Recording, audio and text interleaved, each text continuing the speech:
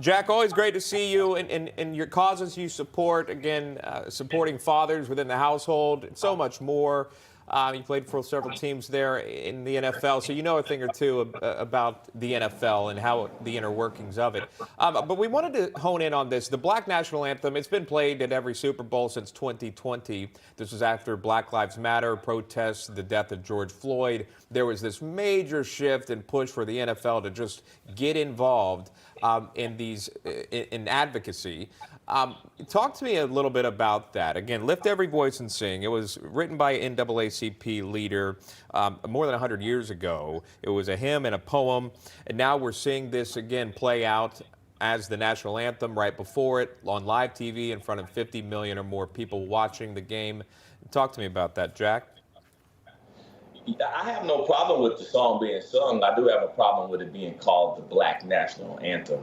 I don't want my young black kids to grow up the rest of their lives thinking that they need a separate national anthem than every other race in the United States of America. And so for anyone that tries to justify having a separate national anthem, they just want to continue to perpetuate this racial division that has been going on in our country since slavery and beyond. And it's gone on in places all over the world. But the way that you overcome racial divide and the way that you unify a nation is not by separating folks into having their national anthem versus what the rest of the country has. And so it's ridiculous. The National Football League has really embraced this mentality that they have to be everything to everybody. So every leftist group or organization that comes out that takes a stand, whether it's this nun group that's anti-Christ and supports LGBT that they've started to support, or if it's BLM,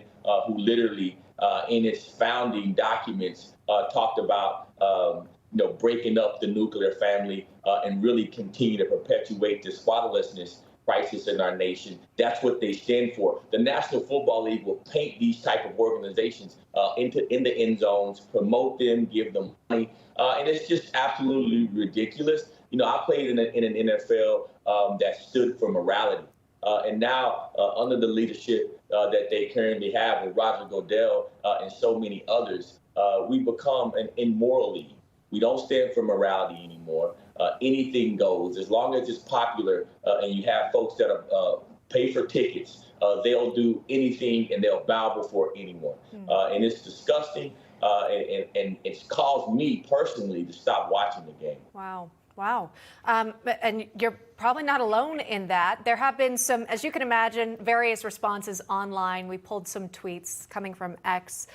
Some user writing, "I wish white people got a national anthem." Another person saying, "Well, looks like I don't watch the Super Bowl. We only have one national anthem." Next thing you know, we all have different ones for different nationalities. That's all here. Charlie Kirk weighed in saying, "Of course, in reality, the Black National Anthem is performed at every Super Bowl because the Star-Spangled Banner is the anthem of all Americans. The effort to create a Black National Anthem and a Black Independence Day and Juneteenth is part of a wider project to divide Americans up by race."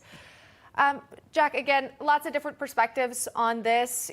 When we every single day we're covering division within this country. I think of a Super Bowl as a time where people can come together, even opposing teams, their fan base is there. Can we change the course of this country at this such polarized time? I think we can. I think a lot of people are waking up. I think this election will be a time where we can start to celebrate what unifies us versus just continue to focus on what divides us. I think we're seeing what happens when you have, a political party that stands for division, a political party that in their inception was there and founded by the KKK, and I mean the Democratic Party. I think we're seeing and experiencing what the leadership of that mind does, right? It takes cities and crumbles them. It has the worst performing schools in the United States of America. And unfortunately, many of the neighborhoods and communities are the fatherless ones that are exacerbating our fatherlessness crisis. Yeah, and that's a crisis that I know that you focus in on a lot.